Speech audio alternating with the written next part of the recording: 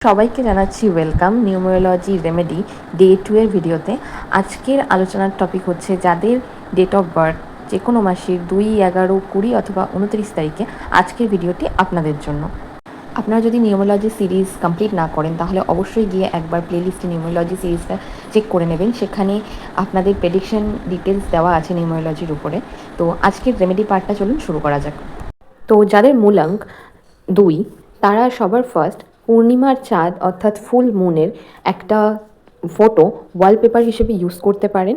এর পাশাপাশি আপনারা কোনো হোলি ওয়াটার মানে গঙ্গার জল অথবা সমুদ্রের জল পূর্ণিমার দিন ধরে এনে কাচের বোতলে করে বাড়িতে রেখে দিতে পারেন।